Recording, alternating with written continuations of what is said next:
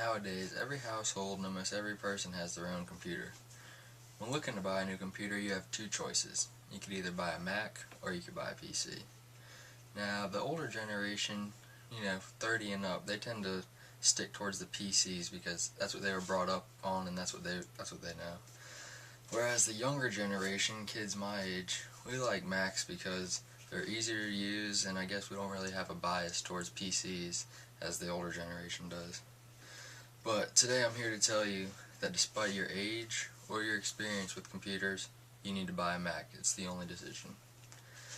Now, the first Mac was introduced back in 1983, and it wasn't really better than any of the PCs that were out then. It was nothing special. It wasn't until around 1999 that Apple really became the best computer on the market. This is when they introduced the iMac, which is still the best computer that money can buy today. One of the other standout properties of the Mac is the craftsmanship and how they were put together. They're made from top-notch materials such as aluminum, and as other PCs will use plastic for the screens, Mac only uses glass, high-quality glass. Another standout feature in the Mac is the battery life. Now, most laptop PCs, the battery can be charged around 300 to 350 times before it has to be replaced.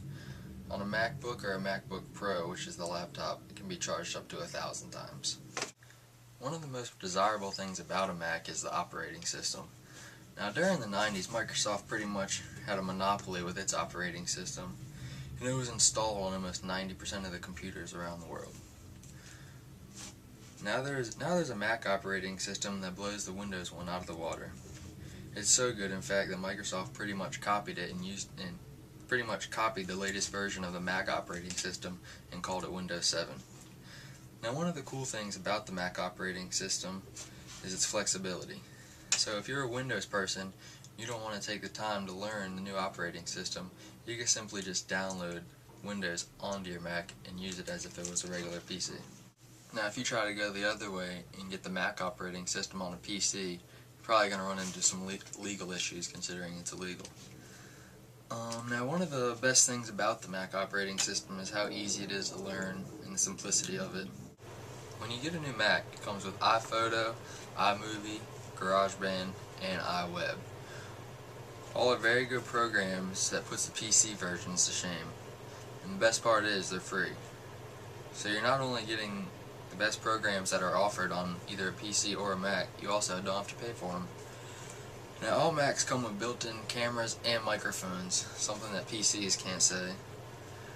And chances are you're not going to have a problem with your Mac, but if you do, you can take it to the Apple Store, have it looked at by Apple Genius for free, and it will solve any problems that you have.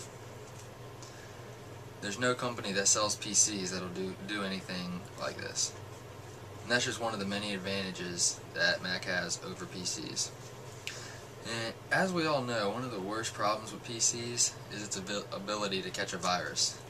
Now, you can get viruses from almost any place on the internet, and once you have them, it'll just slow your computer down until it's barely usable anymore. If you want, you could spend a couple $100s to wipe your entire computer off, and hopefully the virus will leave with it. Or, you have another option. You can buy a Mac where you won't even have to think about viruses because the Mac operating system doesn't allow them to be caught on the computer. So your computer will be virus-free 100% of the time. In my opinion, this is one of the best things about a Mac. In today's world, it's hard to find someone who doesn't own an iPod, an iPhone, or an iPad, or in some cases, maybe all three. Since these products and Mac are all made by Apple, it offers superior compatibility with Macs. All Apple devices work perfectly with one another, and Apple products can be used for PCs, but you don't get the full experience as it was intended by the developers. Now, the difference between Macs and PCs are overwhelming, starting at the point where you turn it on.